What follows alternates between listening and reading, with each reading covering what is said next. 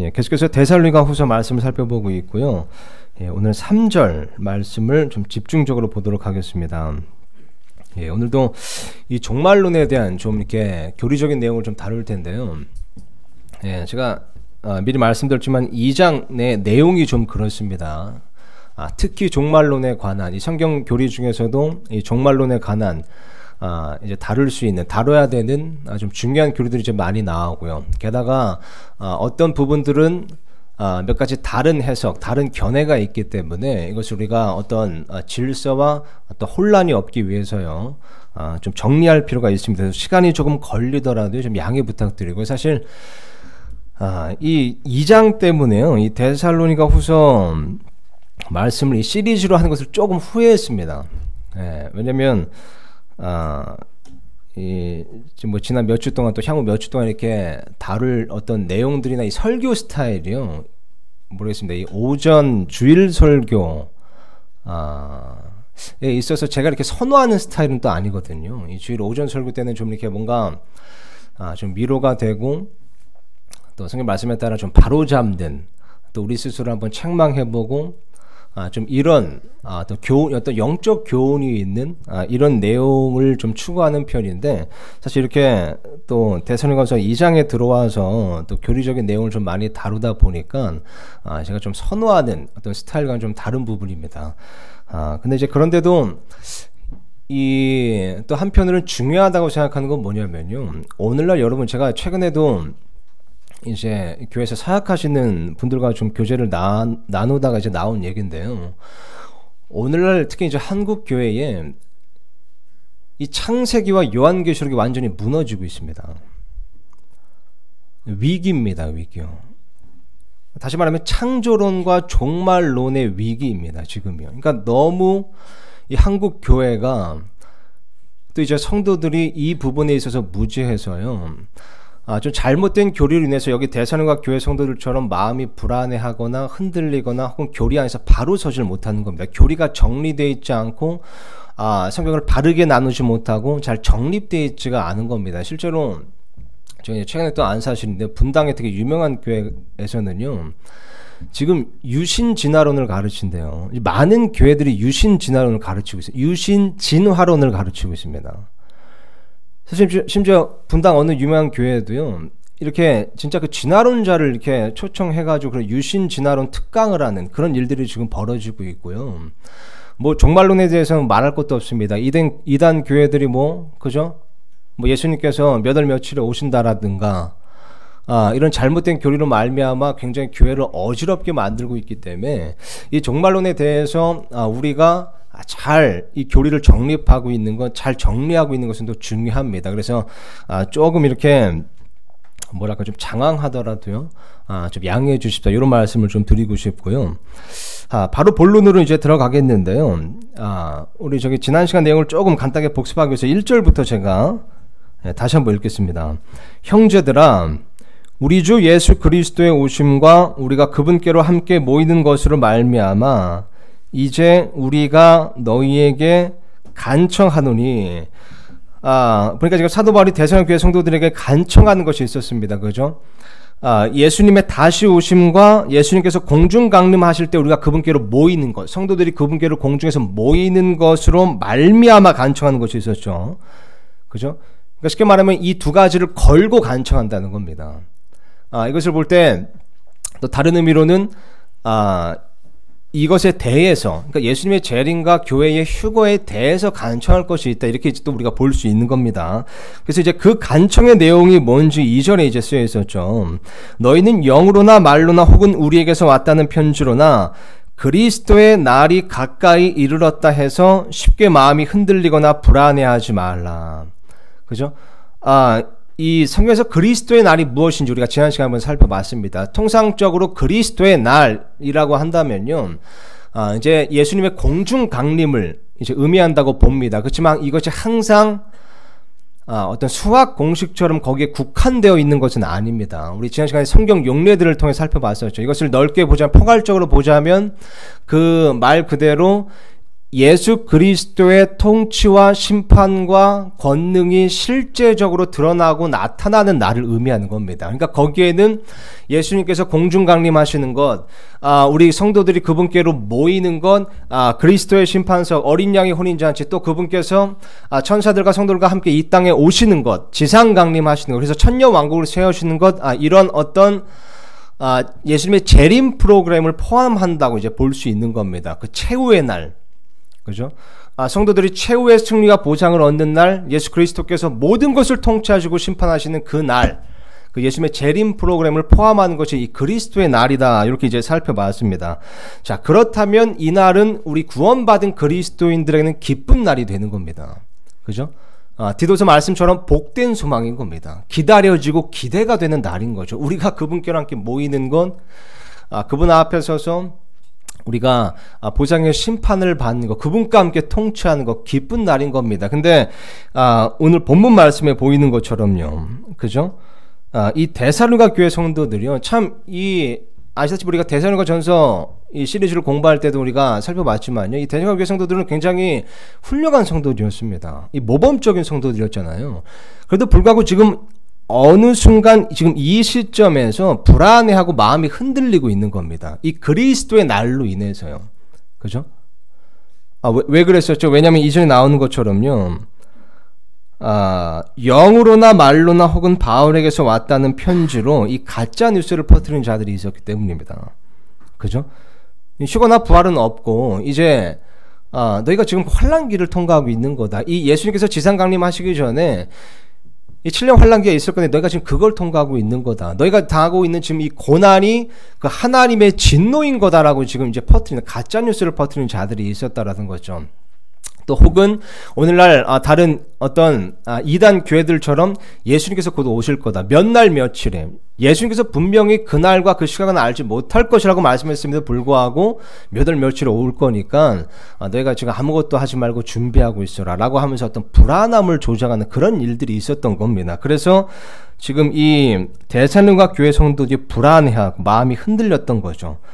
그래서 지금 이 예수님의 재림과 교회의 환난 전 휴거를 걸고요, 사도 바울이 간청하는 겁니다. 1절 2절을 제가 다시 한번 읽겠습니다. 형제들아, 우리 주 예수 그리스도의 오심과 우리가 그분께로 함께 모이는 것으로 말미암아 이제 우리가 너에게 간청하노니 너희는 영으로나 말로나 혹은 우리에게서 왔다는 편지로나 그리스도의 날이 가까이 이르렀다 해서 쉽게 마음이 흔들리거나 불안하지 말라. 지금 이렇게 간청하는 겁니다. 자, 그러면서 3절에서요, 이렇게 지금 얘기합니다. 아무도 어떤 방법으로든 너희를 속이지 못하게 하라. 그러니까 지금 데살로니가 교회 성도들을 속이는 자들이 있었다는 겁니다. 그래서 지금 이제 간청하기를요, 어떤 방법으로 너희를 속이지 못하게 하라 라고 하면서 지금 뒤에 보니까요, 이 속지 않을 수 있는 분별력을 위해서 이 중요한 교리를 지금 얘기해 줍니다. 그죠? 중요한 교리를 가르쳐 줍니다. 보세요. 먼저 떨어져 나가는 일이 일어나고 저 죄의 사람 곧 멸망의 아들이 드러나지 아니하면 그날이 이르지 아니하니라. 자, 그러니까 정리해 보자면요, 지금 이 떨어져 나가는 일과 적그리스도의 등장이 그날의 트리거가 된다는 겁니다. 그러니까 이 신호탄이 된다는 거죠. 그죠? 떨어져 나가는 일과 적그리스도의 등장이 그날에, 이 그리스도의 날의 신호탄이 된다는 겁니다. 바꿔 말하면 이 그리스도의 날이 시작되었는가를 보려면요, 이 떨어져 나가는 일이 있는가, 이 적그리스도가 등장했는가를 봐야 된다는 겁니다. 그죠? 그러니까 만약 지금 이 떨어져 나가는 일이 발생하지 아직 않았고, 그리고 이 적그리스도가 등장하지 않았다면 지금은 그리스도의 날이 아니라는 거죠. 그래서 지금 사도 바울이 그렇게 얘기하는 겁니다. 아직 떨어져 나가는 일이 일어나지 않았고 적그리스도가 등장하지 않았으니까 아무도 너희를 속이지 못하게 해라, 이 말을 하는 겁니다. 자, 그럼 여기서 이제 떨어져 나가는 일, 이 적그리스도가 등장, 이 적그리스도가 드러나는 것을 우리가 뭐 다 알잖아요. 근데 이 떨어져 나가는 일, 여기서 이제 말하는 떨어져 나가는 일이 일어난다, 이 먼저 일어난다, 이게 이제 뭐를 의미하는 걸까요? 사실 뭐 이 주제를 특강으로 다룰 정도로 방대한 내용입니다. 왜냐면 여기에서도 이제 몇 가지 견해가 좀 갈리기 때문입니다. 이제 대표적으로 뭐 아시는 분은 아시겠지만 대표적으로 이제 두 가지 견해가 있는데요. 이 두 가지 모두가 다 합리적이고 건전한 해석입니다. 그래서 오늘 이 두 가지를 다 살펴볼 텐데요. 시간상 좀 간단하게나마 좀 나눠보도록 하겠습니다. 이 두 가지 해석 중 하나는요. 이 떨어져 나가는 일이 먼저 떨어져 나가는 일이 일어나는 것에 대한 이제 견해 중 한 가지는요. 이것을 교회의 배도로 보는 해석입니다. 그러니까 교회가 진리에서 떠나는 것, 교회가 믿음에서 떠나는 것이 먼저 떠나가는 일, 떨어져 나가는 일이다. 이렇게 이제 보는 거죠.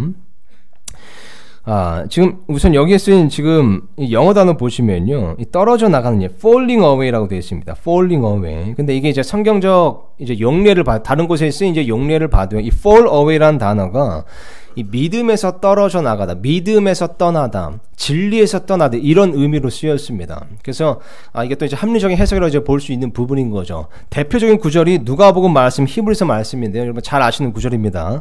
제가 화면에 띄워놨습니다. 잘 한번 보세요. 자, 보면요. 바위 위에 있는 것들은 들을 때에 기쁨으로 말씀을, 이거 저기 뭐야, 배경 아시죠? 이 대목 아시죠? 예수님께서 이제 씨 뿌린 자의 비유를 말씀하신 겁니다. 그러면서 바위 위에 있는 것들은 들을 때, 그러니까 하나님 말씀을 들을 때에 기쁨으로 말씀을 받아들이나 뿌리가 없어 잠시 믿다가 시험의 때에 떨어져 나가는 자들이요. 그죠?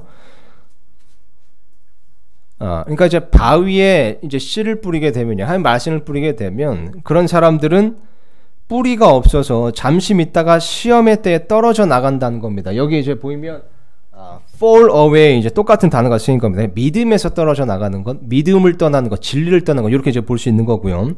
히브리서 말씀 보여주세요. 예, 히브리서 6장 6절 보면 이렇게 쓰여 있습니다. 만일 떨어져 나가면 이 대목도 잘 아실 겁니다. 그러니까 이 전 구절에 이제 하나님의 선하심을 맛보고 또 이제 오는 세상의 권능을 맛본 자들이 만일 떨어져 나가면, 그러니까 진리에서 믿음에서 떠나면 다시 그들을 새롭게 하여 회개에 이르게 함이 불가능하니, 아시다시피 강조 가정법입니다. 그들은 자기들을 위해 하나님의 아들을 새로이 십자가에 못 박아 드러내놓고 그분을 모욕하느니라. 여기도 지금 보니까 fall away 이렇게 쓰여 있습니다. If they shall fall away. 그러니까 이 fall away란 단어가 이제 성경의 용례를 보면요, 이렇게 믿음에서 떠나는 일, 진리에서 떠나는 일 이렇게 쓰였다는 겁니다. 그래서 이 데살로니가후서 2장 3절에 나오는 이 falling away란 단어도요, 우리가 그냥 그렇게 볼 수 있는 거죠. 교회의 배도다. 교회가 믿음에서 떠나는 일, 혹은 이제 진리에서 떠나는 일이다. 이렇게 이제 우리가 해석할 수 있는 겁니다. 그리고 실제로 이제 성경에 보면요, 이 환란기 때, 7년 환란기 때 영적 간음이 일어납니다. 그러니까 종교 통합, 쉽게 말해서요, 혹은 세계 단일 종교가 이제 생겨나게 되죠. 그죠? 적그리스도를 중심으로 혹은 적그리스도를 대상으로 세계 단일 종교가 생겨나는 겁니다. 이 종교 통합이 이제 일어나는 거죠. 그래서 이제 지금 이 시각에도요, 오늘날에도 이 종교 통합을 향해서 계속해서 지금 치닫고 있습니다. 그죠? 뭐 WCC 이런 이제 운동을 보면 또 알 수 있고, 교황의 행보 이런 것들 이제 보면 알 수 있는데, 제가 몇 가지 사진을 좀 준비했습니다. 여러분 뭐 잘 아시는 내용일 텐데요. 이 사람 누군지 아시죠, 여러분? 릭 워렌입니다. 굉장히 유명한 이 미국의 세틀백 철치, 그 세틀백 교회의 이제 담임 목사로 목회하고 있는 목사인데요. 극동 방송에서도 매일같이 설교를 내보내고 있는 목사입니다. 이 릭 워렌 목사가요, 지금 이제 하고 있는 운동 중에 하나가 크리슬람 운동을 해요. 대놓고 해요. 크리슬람 뭔지 아시죠? 그러니까 기독교하고 이슬람교를 통합시키는 운동을 하는 겁니다. 그래서 이제 크라이스트인가 크리스찬인가 어쨌든 그것과 이슬람 이제 합성으로 크리슬람 이렇게 이제 만든 건데요. 또 이 사람이 지금 보니까 교황을 만나가지고, 최근에 교황을 만나서요, 이런 얘기를 했습니다. 교황을 홀리 파더이라고 이제 부르는 거예요. 그래서 굉장히 이제 논란이 됐었거든요. 교황을 홀리 파더라고 부른 겁니다. 게다가 이 로마 카톨릭 교회와 기독교는 통합되어야 된다라고 굉장히 외치고 있는데, 이것을 우리나라 극동 방송에서도 이 사람 설교를 매일같이 내보내고 있습니다. 통역을 해가면서요. 그리고 굉장히 사람들이 또 좋아하는 목사죠. 뭐 이런 풍조도 있고요. 또 보여주세요. 뭐 잘 아시죠? 여의도 순복음교회 예전에 목사였던 조모 목사. 이 얘기는 뭐 유명합니다. 기독교, 불교 나름의 구원이 있다. 그래서 뭐 예전에 절에 가서도 뭐 이렇게 이렇게 뭐 돌을 닦으시고 잘 이렇게 석가모니 섬기고 하면 우리 같은 뭐 천국에 갈 겁니다. 이러면서 굉장히 이 종교통합에 앞장서고 있는 거고요. 다음 사진 보여주세요. 예, 이영훈 목사 아시죠? 조영규 목사 뒤를 이어서 지금 이제 여의도 순복음교회 이제 담임 목사. 아마 제가 알기로 한기총회 지금 대표 회장으로 알고 있습니다. 근데 뭐 종교통합에 굉장히 앞장서고 있고요. 예, 다음 사진이요. 조엘 오스틴도 아시죠? 예, 긍정의 힘, 굉장히 유명한 목사고 인기 많은 목사입니다. 지금 보면요, 이 사람도 얼마 전에 이제 최근은 아니라 2014년인 거 보니까요, 이 교황 프랜시스 교황을 이제 만나서 아련하면서 이렇게 얘기했습니다. 그 교황이 교회를 더 포괄적으로 폭넓게 지금 만들어주고 있다고 하면서 굉장히 교황을 칭송하고 있고요. 또 보면요, 예, 롬니 기억하십니까, 여러분? 이 미국 공화당이었나요? 이 대선 후보였던 롬니에 대해서 나처럼 이제 예수님 믿는 빌리버다, 신자다라고 이제 얘기를 한 겁니다. 아시다시피 롬니는요, 몰몬교도예요, 몰몬교도. 근데 지금 나와 같은 그리스도를 믿는, 예수님을 믿는 신자다라고 얘기하는 거예요. 몰몬교는 우리 지난 수요 모임 때도 나눴지만요, 몰몬교는 예수님을요, 사탄과 이복 형제로 믿습니다. 그러니까 하나님께서 어떤 여자를 취해서 낳은 것이 예수님이고 다른 여자를 취해서 낳은 것이 사탄이라는 거예요. 이걸 믿는 게 몰몬교인데, 몰몬교도인 롬니를 가지고 나와 같은 믿음을 가진 자다라고 지금 얘기하고 있는 겁니다. 이런 움직임이 계속해서 일어나고 있고요. 또 다음 사진이요. 예, 교황의 행보 말도 못합니다. 우리나라 이제 방한했을 때도 12개 그런 어떤 종단의 이 지도자들과 이제 모여가지고 종교통합을 이제 외쳤었죠. 또 보여주세요. 예, 이것도 굉장히 유명한 사건입니다. 지금 보면 이 교황은 여러분 알아보시고요. 그 악수하고 있는 사람이 이 동방정교회라고 하죠. 이 동방교회 수장입니다. 이 동방교회와 이제 이 사람들은요, 이 로마 카톨릭교회를 서방교회라고 부르고 동방정교회를 동방교회라고 부르잖아요. 근데 이 둘은 완전히 상충되는 그룹인 겁니다. 만날 수가, 통합될 수가 없어요. 왜냐면요, 이 로마 카톨릭교회는 그렇게 주장하잖아요. 예수님께서 이 모든 교회를 다스릴 수 있는 권한을 베드로에게 주셨다. 그래서 이제 그것을 이제 교황들이 계승하는 거다, 이렇게 이제 보는 겁니다.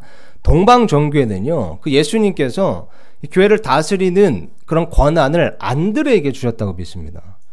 그래서 교회 수장들이 이 정교회의 수장들이 그것을 승계한다고 이제 믿는 거예요.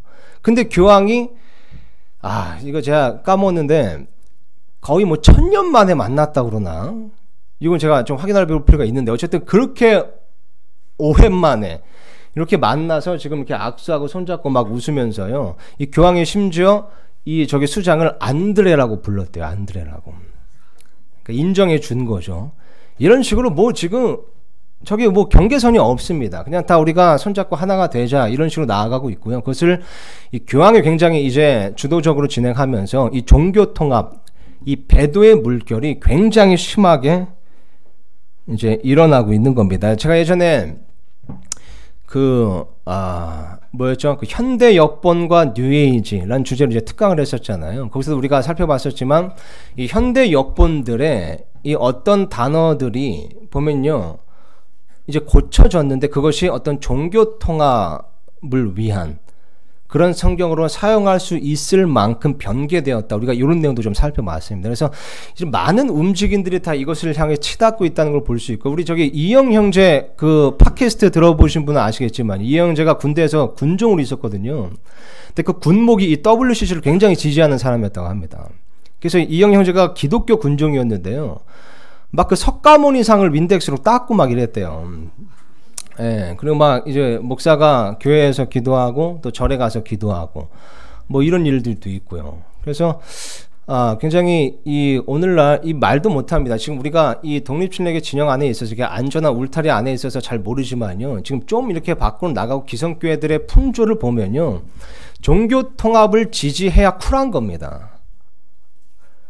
그래서 이 교황이 아예 발표를 했어요. 이 근본주의자들은 이 고지식한 사람들이다. 이 꽉 막힌 사람들이다.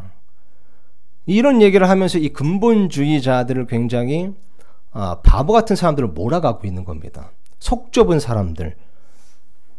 이런 사람들이 이제 몰아가고 있는 거죠. 이런 풍조가 계속해서 지금 일어나고, 그러니까 이 배도의 물결, 지금 일어나고 있다는 겁니다. 이거 여담이지만요. 제가, 이거 준비하다가 어제 갑자기 생각난 건데, 그 제 친구 중에도요, 한때 승려였던 이제 친구가 있어요.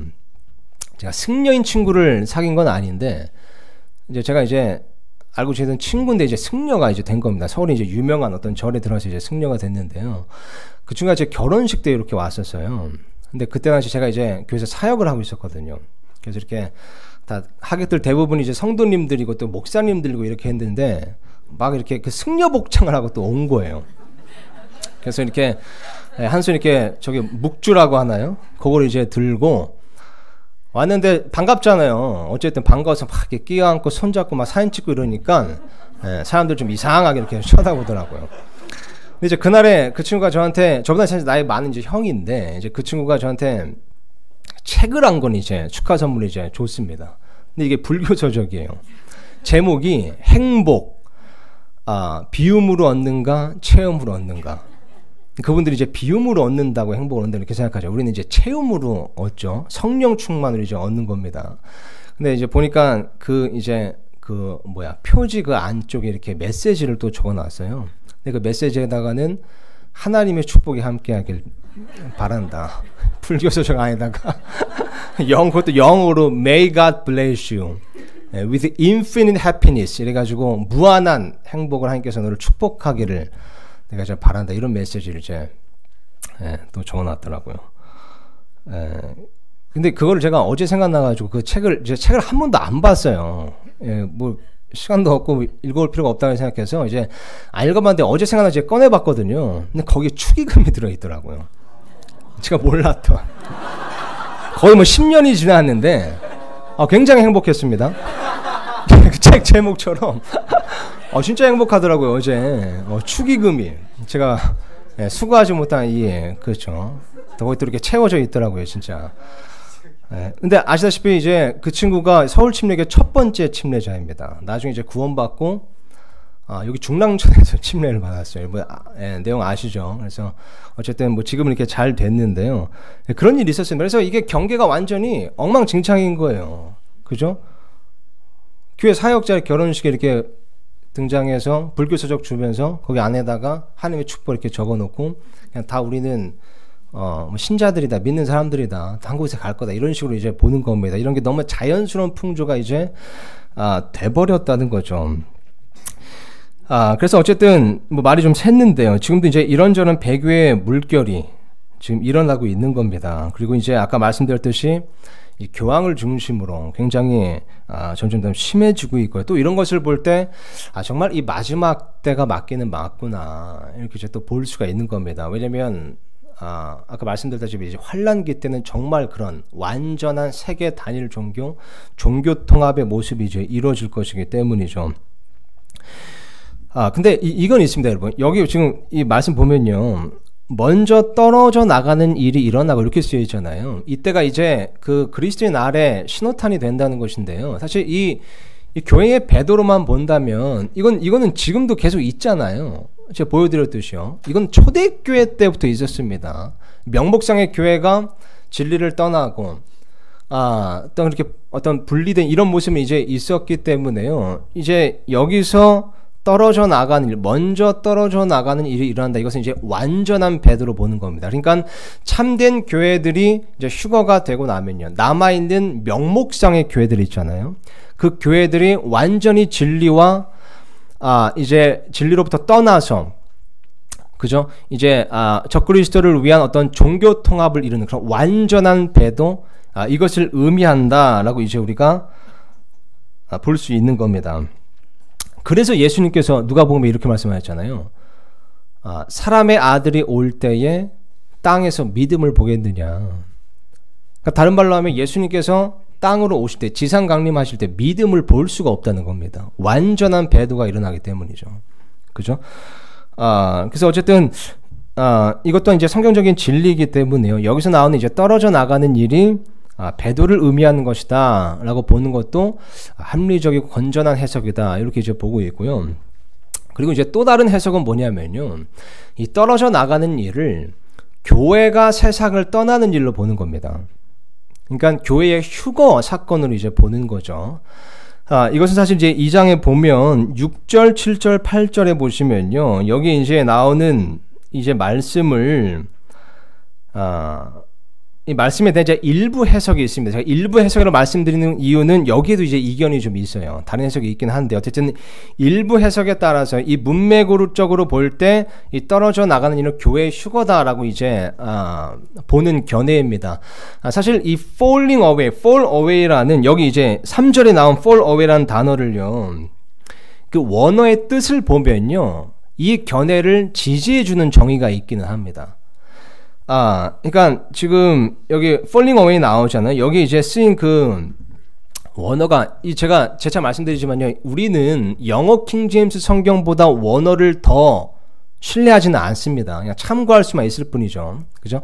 근데 어쨌든 이 여기에 나오는 지금 이 fall away라는 단어를 보면요, 그 이제 원뜻이, 그 원어가 저기 아포스타시아 이렇게 되어 있습니다. 아포스타시아, 이게 이제 아포스타시스라는 단어에서 파생된 건데요, 그 단어는 출발, 떠남 이라는 의미가 있습니다. 이것을 동사로 보면요, 떠나다, 남기고 가다, 출발하다, 이제 이런 뜻이 있는 겁니다. 그래서 여기에 쓰인 이 아포스타시아는요, 아까 봤던 이제 누가복음, 히브리서에 나오는 fall away의 원어와 좀 다른 단어입니다.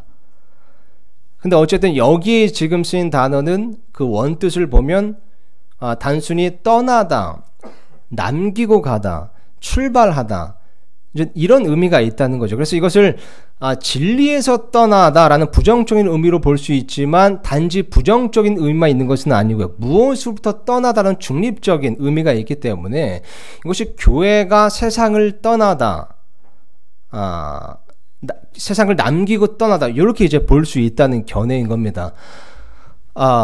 근데 사실 이게 또 합리적 건전한 또 해석인 이유는요, 사실 그렇잖아요. 아까 살펴봤지만 이 교회의 휴거, 교회의 배도, 이 두 가지가 모두 다 이 그리스도의 날의 신호탄이 되기 때문에 서로 이제 상충되거나 위배되지가 않습니다. 그죠?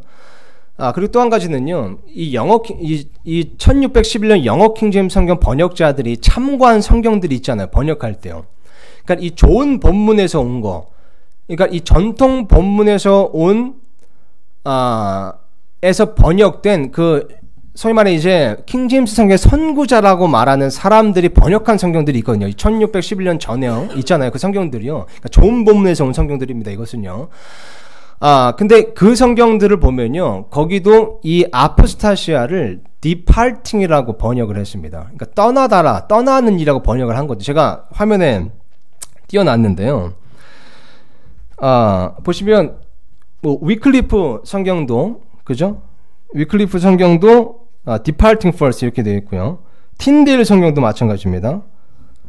커버데일 성경도 마찬가지. 크랜머 성경, 비치스 바이블, 그리고 베자 성경, 제네바 성경에도 다 지금 보니까 departing이라고 이제 되어 있는 겁니다. 떠나는 일, 이렇게 되어 있는 거죠. 그래서 이것들이 이제 좋은 본문에서 나온 것이고, 또 영어 킹제임스 성경학자들이 이것을 참고해서 이제 번역했다는 걸 본다면, 여기서 이제 fall away라는 단어가 이 단순히 departing, 떠나다라는 의미를 가지고 있지 않겠느냐라고 이제 보는 견해인 겁니다.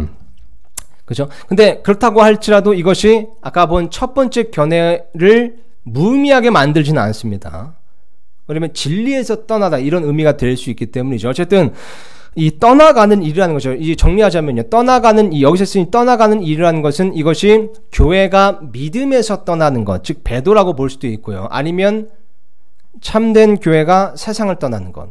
그러니까 명목상의 교회가 진리를 떠나서 완전히 배도하는 것으로 볼 수도 있고, 아니면 참된 교회가 세상을 떠난 것, 그 휴거로도 이제 볼 수가 있는 겁니다. 그리고 이 두 가지 모두 이제 실제로 그리스도의 날의 신호탄이 되는 것이기 때문에요. 저는 개인적으로 이 두 가지가 나름 절충되는 부분이 있다고 이제 판단하는 겁니다. 그러니까 서로 이제 상충, 위배되지가 않는 거죠. 그러니까 왜냐면 그렇잖아요. 이 참된 교회가 세상을 떠난 일이 먼저 있어야 면목상의 교회가 완전히 배도한 일이 있을 수 있기 때문입니다. 그러니까 지금 완전한 배도가 아니에요. 왜 그렇죠? 참된 교회가 있잖아요. 그러니까 이 참된 교회가 떠나야 완전한 배도가 이루어질 수가 있는 겁니다. 그래서 이 두 가지가 절충되는 부분이 있다. 그래서 이제 많은 또 사람들이 지금 이 표현은 이 두 가지를 동시에 표현하는 것이다 라고 어떤 절충적인 입장을 좀 얘기하기도 합니다. 그래서 이 두 가지 의견이 다르다고 해서 우리가 이것이 뭐 싸우거나 논쟁을 할 필요는 이제 없다라는 거죠. 그래서 여러분 뭐 스스로 한번 판단해 보시되요. 이게 서로 이제 위배되지 않는다 이렇게 좀 이해하시면 되겠습니다. 자, 그래서 어쨌든 이 떠나가는 일이 먼저 일어난다 라는 것을 우리가 살펴봤고요. 또 지금 이제 3절 보니까 이렇게 쓰여 있죠. 먼저 떨어져 나가는 일이 일어나고 저 죄의 사람 곧 멸망의 아들이 드러나지 아니하면 그날이 이르지 아니하리라. 죄의 사람, 멸망의 아들이 드러나지 아니하면 그날이 이르지 아니하리라. 이렇게 쓰여 있는 겁니다. 자, 여기서 이제 죄의 사람, 멸망의 아들이라는 것은요, 이 2장 문맥을 봐도 그렇고요. 성경 전체를 봐도 이것이 적그리스도를 명확하게 지목하는 것임을 우리가 뭐 의심의 여지가 없습니다. 여기에는 이견이 없습니다. 모든 성경 신자들이 동의하는 바입니다. 이것은 이제 적그리스도를 의미하는 것이고요. 사실 이 적그리스도라는 표현은 사도 요한만 쓴 표현이긴 해요. 이 요한일서, 요한 2서에 보면 나와 있죠. 이 그리스도가 다시 예수님께서 그리스도임을 부인하는 자들이 적그리스도다 이렇게 이제 얘기를 했습니다. 그러면서 너희가 적그리스도가 오리라 함을 들었으나 지금도 적그리스도들이 많다. 이제 그 의미는 예수님을 그리스도인 것을, 예수님께서 그리스도인 것을 부인하는 자들이 많다는 거죠. 근데 그 적그리스도들의 예표가 되는, 다시 모태가 되는 그 The Antichrist, 그 단수 적그리스도, 그러니까 요한계시록의 짐승으로 불리는 그 7년 환란기 때 독재자로서 활동하는 그 적그리스도가 지금 있다는 겁니다. 그리고 그 적그리스도가 이 7년 환란기 때 이제 공개적으로 많거나 이제 드러난다는 거고요. 자, 근데 이제 이 적그리스도를요, 보니까 지금 사도 바울이 여기서 죄의 사람이라고 부릅니다. 죄의 사람이요. 그러니까 단지 죄인이 아니라 이 사람의 근원이 죄라는 겁니다. 그러니까 이 사람은 죄 자체인 거예요. 왜냐하면 이 적그리스도는요, 성경적으로 볼 때 이 사탄이 내주하는 인간이기 때문입니다. 그러니까 아시다시피 사탄이 이 하나님을 모방하잖아요, 항상. 그러니까 이제 아들 하나님이신 이 하나님의 아들, 그러니까 사람의 몸을 입고 이 땅에 오신 예수님을 모방하는 겁니다. 그래서 이 사탄이 내주하는 인간으로 이제 보는 거고요. 그러다 보니까 어떤 이제 사탄의 이제 권능을 가진 어떤 초능력, 쉽게 말해 초능력 인간이라고 볼 수 있는 겁니다. 그러니까 사탄이 내주하는 인간인 거죠. 그래서 요즘 영화들 이렇게 보면요, 굉장히 이런 모습의 히어로들 영화가 굉장히 많잖아요, 그죠? 그래서 또 일각에서는 이것이 이제 앞으로 오게 될 적그리스도를 미화하는 것이고 친숙하게 만드는 것이 이렇게 이제 보는 시각도 있습니다. 어쨌든 굉장히 이런 모습이, 이런 정말 굉장히 비슷한, 이 성경에 나오는 적그리스도의 모습과 굉장히 비슷한 모습의 히어로들이 요즘에 이제 성경에 많이 나오는데요. 다시 영화에 이제 많이 나오죠. 근데 어쨌든 이제 죄의 사람이라고 이제 묘사하고 있다는 거예요. 그래서 죄의 사람이라고 이제 말하고 있는 겁니다. 사탄이 내주하는 인간의 이제 모습이기 때문입니다. 그리고 또 보니까 멸망의 아들이라고 표현되어 있습니다. 멸망의 아들이요. 그러니까 이것도 이제 하나님의 아들이신 예수를 모방하는 겁니다. 사탄의 아들로서 오는 겁니다. 그리고 멸망의 아들이라고 말한 것은 이 적그리스도의 운명을 또한 보여주는 거죠. 요한계시록 말씀에 보면 이렇게 쓰여 있습니다. 제가 화면에 띄워놨는데요. 17장에 보면요, 8절에서 11절 보면 이 대목은 좀 중요해요. 이것도 이제 적그리스도에 대해서 이제 묘사한 대목이기 때문에 이건 조금 이렇게 한번 살펴보고 가겠습니다. 요한계시록 17장 8절에서 11절입니다. 너가 본 그 짐승은, 여기 나온 짐승이 적그리스도입니다. 전에 있었다가 지금은 없으나 앞으로 바닥 없는 구덩이에서 올라와 멸망으로 들어갈 자니라. 그러니까 적그리스도의 운명이 나오는 겁니다. 멸망으로 들어갈 자. 그래서 사도 바울이 멸망의 아들이라고 지금 묘사한 거고요. 보면 또 땅에 거하던 자들로서 세상의 창건 이후로 이름이 생명책에 기록되지 않은 자들이 전에 있었다가 지금은 없으나 여전히 있는 그 짐승을 보고 놀라리라. 이 대목도 좀 중요합니다. 적그리스도에 대해서요. 보니까 지금 전에 이 적그리스도 이 짐승에 대해서 묘사하기를요. 보세요. 전에 있었다가 지금은 없으나 여전히 있는 그 짐승인 겁니다. 이것에 대한 이제 한 견해가 있는데요. 그러니까 이 적그리스도를 그 예수님 시대에 있었던 가룟 유다와 동일 인물로 보는 겁니다. 이건 이제 견해일 뿐입니다. 성경에 이제 명확하게 나와 있지 않기 때문에. 이제 왜 그러냐면요. 아시다시피 가룟 유다를 예수님께서 마귀라고 부르셨습니다. 마귀 들린 자라고 부르신 것이 아니라요. 너희 가운데 하나는 마귀니라. 이렇게 말씀하셨잖아요. 그죠? 그리고 또 이제 사탄이 그 안에 이제 들어갔다라는, 그죠? 그런 이제 대목도 또 나오고요. 그리고 이제 유다가 보면 저기 사도행전 말씀에 나올 겁니다. 그 이제 또 다른 이제 사도를 뽑는 그런 과정에서 그 유다는 자기 처소로 돌아가려고, 이런 표현이 있죠. 그죠? 유다는 이제 가룟 유다는 이제 불법을 행하죠. 그러니까 자기 처소로 돌아가려고 불법을 행했다. 이제 이런 대목이 나옵니다. 정확히 기억 안 나는데 어쨌든 자기 처소로 돌아갔다. 근데 성경은 어떤 사람도 자기 처소로 돌아갔다 이런 표현은 없어요. 가룟 유다에게만 있습니다. 그래서 이것을 이제 자기 처소로 돌아간 게 뭐가 있느냐? 이제 어쨌든 육화된 그런 사탄의 모습이었는데 가룟 유다가 그런 걸 볼 때 이제 마귀였기 때문에 그것이 여기 나오는 이제 바닥 없는 구덩이일 것이다. 이렇게 보는 겁니다. 그래서 여기 이제 보이는 것처럼 그러니까 전에 있었다가, 그죠? 지금은 없으나, 이 요한 시대 때는 다시, 그죠? 요한 시대 때는 없었던 거죠. 자기 처소로 돌아갔으니까요. 자살해서. 근데 여전히 있는 그 짐승, 그죠? 그리고 그 짐승이 바닥 없는 구덩이에서 또 올라오고요. 이런 것을 볼 때 또 이제 그런 견해가 또 있는 겁니다. 시간상 좀 넘어가고요. 9절 보니까요. 여기에 지혜 있는 생각이 있으니 그 일곱 머리는 그 여자가 앉아있는, 이 여자는 이제 음녀, 짐승에 탄 음녀를 얘기하는 거고요. 앉아있는 일곱 사는 이제 로마를 뜻하는 것으로서 이제 로마 카톨릭 교회를 의미한다. 이렇게 이제 봅니다. 그리고 10절에 보니까요. 또 일곱 왕이 있는데 다섯은 망하였고 하나는 있으며 다른 하나는 아직 오지 아니하였으되 그가 오면 반드시 잠시 동안 머물리라. 지금 일곱 왕이 나옵니다. 근데 다섯은 망하였고, 이것을 우리가 이제 그 요한 시대 때 군림했던 이제 로마의 다섯 왕이다 이렇게 이제 보기도 하고요. 다섯은 망하였고 하나는 있으며, 자, 이 한 명은 이제 이 요한 시대 때 존재했던 이제 여섯째 황제, 그 도미티안을 이제 뜻하는 것이다. 이렇게 이제 보기도 합니다. 그리고 보니까 다른 하나는 아직 오지 아니하시되 이렇게 이제 쓰여 있잖아요. 그리고 그가 오면 반드시 잠시 동안 머물리라. 이게 이제 이 왕이 이제 적그리스도다 이렇게 이제 보는 겁니다. 그래서 전에 있었다가 지금은 없는 그 짐승은 곧 여덟째이며 일곱에 속한 자라. 그가 멸망으로 들어가냐. 또 운명이 나오죠. 근데 보니까 여덟째며 일곱에 속한 자인 겁니다. 그러니까 일곱째 왕인데 여덟째 왕도 되는 겁니다. 여덟째 왕이 적그리스도인데 일곱째 왕에 속한 자라는 겁니다. 이것은 우리가 이제 요한계시록 13장에 보면요, 이 적그리스도가 치명적인 상처를 입고 죽잖아요.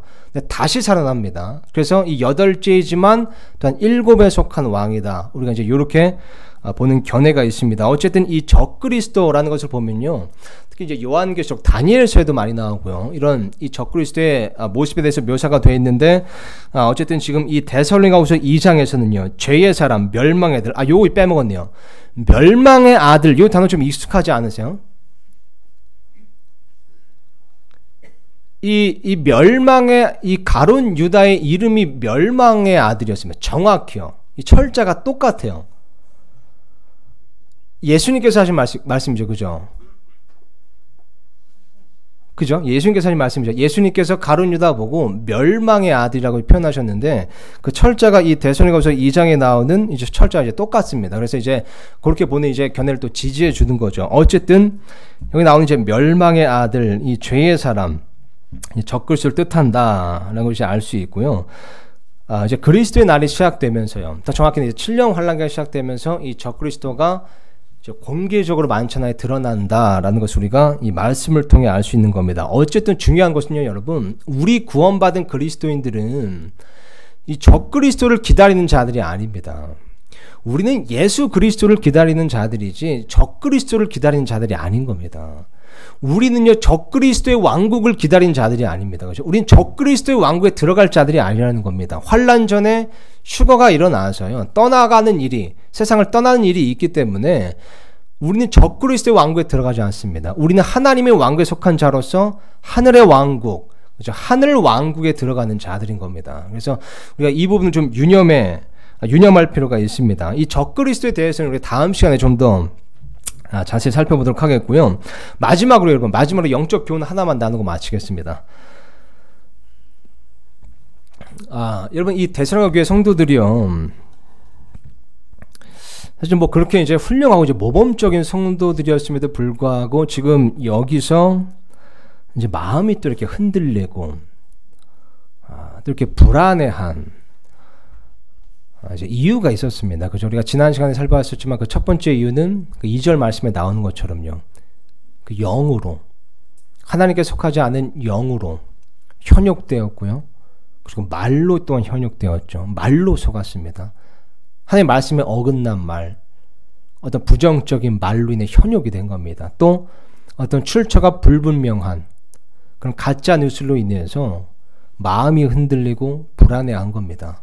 자, 근데 오늘 3절 말씀을 보니까요, 이들이 마음이 흔들리고 불안해했던 또 다른 이유는요, 보니까 지금 이 데살로니가 교회 성도들이요, 하나님의 시간표를 제대로 이해하지 못한 겁니다. 엄밀히 말하자면 진짜 하나님의 시간표를 잘 이해하고 있었거든요. 이미 데살로니가 전서에서 사도 바울이 얘기해 준 겁니다. 근데 그것을 하나님께서 그 하나님의 시간표대로 정확한 타이밍에 정확한 계획대로 그것을 이루실 거라는 것을 신뢰하지 못한 겁니다.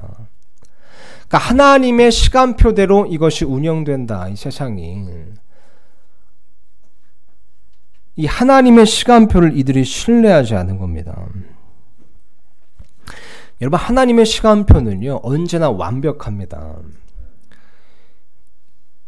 오늘 본 말씀 보면 본 말씀에도 나오지만 그리스도의 날이 시작되면서 적그리스도가 등장하는데 그 전에 먼저 떨어져 나가는 일이 있고 또 교회가 휴거되는 일이 있는 겁니다. 완벽한 타이밍, 완벽한 계획, 완벽한 스케줄, 완벽한 시간표인 겁니다. 이러한 시간표를 제대로 이해했다면요, 이 데살로니가 교회 성도들이요, 이 시간표를 제대로 이해했다면, 그리고 이 시간표는 정말 완벽한 타이밍과 완벽한 계획으로 이루어져 있다는 것을 신뢰했다면요, 그들이 마음이 흔들리거나 불안해하는 일이 없었을 겁니다.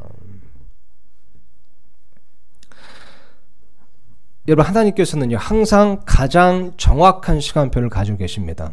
여러분, 우리가요, 하나님을 의지하고 신뢰하면서 그분의 뜻과 말씀 안에 거한다면요, 하나님께서는요, 우리를 향해 정확한 완벽한 시간표를 갖고 계십니다. 그리고 그 시간표는요, 언제나 완벽한 타이밍과 완벽한 계획으로 이루어져 있습니다. 근데 문제는요, 우리가 때때로 우리의 시간표를 고집한다는 겁니다. 물론 여러분, 우리는요, 하나님의 은혜 안에서 무언가를 얼마든지 계획할 수 있습니다. 얼마든지 무언가를 소망할 수 있습니다. 무언가를 우리가 추진할 수 있습니다. 다만 제가 드리고자 하는 말씀은요, 설사 이것이 우리의 시간표대로 이루어지지 않았다고 할지라도요, 우리가 조급해하거나 불안해하거나 마음이 흔들릴 필요가 없다는 겁니다. 왜냐면 여러분, 우리가 하나님의 뜻 안에 있는 것, 그분을 신뢰하는 것에 집중한다면요, 하나님께서는요, 가장 좋은 때에 가장 좋은 것을 주실 것이기 때문입니다. 그분의 시간표에 따라서요. 물론 여러분, 모든 사람의 모든 발걸음이 다 뭐 운명적으로 정해져 있는 것은 아닙니다. 근데 이 성경 말씀에 보면요, 하나님을 의지하고 신뢰하는 자들, 그 하나님의 뜻 안에 거하는 자들의 걸음을 하나님께서 인도하신다고 쓰여 있습니다. 잠깐 이 말씀을 보겠습니다. 시편 말씀 보면요, 37편 23절 24절입니다. 이렇게 쓰여 있습니다. 주께서 선한 사람의 걸음을 정하시고 그의 길을 기뻐하신도다. 영어로 보면 이제 수동태로 되어 있죠. 그죠? 선한 사람의 걸음이 정해져 있다는 겁니다. 하나님에 의해서요. 주께서 선한 사람의 걸음을 정하시고 그의 길을 기뻐하신도다. 자, 근데 24절 보니까요, 그가 넘어질지라도 완전히 쓰러지지 아니하리니 주께서 자신의 손으로 그를 떠받치시는도다. 참 여기서 이상한 것은요, 여러분, 하나님께서 선한 사람의 걸음을 정하시는데요, 그 선한 사람의 걸음이 정해져 있어도 24절을 보니까 넘어질 때가 있다는 겁니다. 넘어질 때가 있다는 거예요. 근데 차이가 뭐죠? 완전히 쓰러지지 아니하리니 주께서 자신의 손으로 그를 떠받치신도다. 우리가 넘어질지라도 언젠가 반드시 모든 것이 합력하여 선을 이룰 겁니다. 왜냐하면 하나님께서는 그분의 시간표대로 우리의 발걸음을 선하게 인도하실 것이기 때문입니다. 여러분, 이 말씀을 꼭 기억하시기 바랍니다. 갈라디아서 6장 9절 말씀 보니까요, 우리가 잘 행하는 가운데 지치지 말지니 우리가 기진하지 아니하면 정하신 때에 거두리라. 하나님의 시간표가 있다는 겁니다. 우리가 기진하지 아니하면 그저 그분의 시간표대로 정하신 때 거둘 것이라는 겁니다. 그리고 기진하지 않는 방법에 대해서요, 시편 말씀은 또 이렇게 기록하고 있습니다. 시편 27편 말씀 보니까요, 13절 14절입니다. 내가 산 자들의 땅에서 주의 선하심을 볼 줄을 믿지 아니하였으면 기진하였으리이다.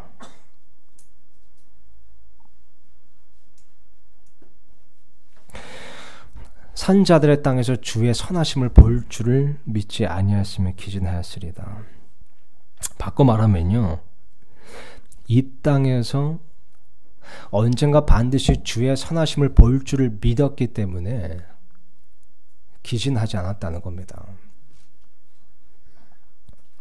여러분, 이게 우리에게 필요한 겁니다.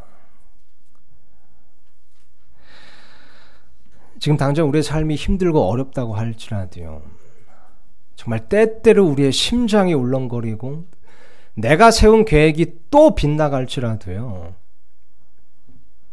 이 땅에서 주의 선하심을 볼 줄 믿는 겁니다. 지금 앞이 깜깜해서 그 주의 선하심을 내 두 눈으로 뚜렷하게 볼 수 없을지라도요, 정하신 때에 언젠가 반드시 그 주의 선하심을 뚜렷하게 내 두 눈으로 볼 것이라는 것을 믿는 겁니다. 정하신 때에 모든 것이 합력과 선을 이룰 것이라는 것을 우리가 믿는 겁니다. 하나님의 시간표 속에서 그분께서는 결코 실수하지 않으신다는 것을 믿는 겁니다. 주의 선하심을 볼 줄을 믿는 겁니다. 여러분, 하나님께서는 그분의 시간표 속에서 결코 실수하지 않으십니다. 우리가 그분의 뜻 안에 거하는 것, 그분을 신뢰하는 것에 집중한다면요, 정하신 때 거둘 겁니다. 그분께서 가장 좋은 때에 가장 좋은 것을 주실 겁니다.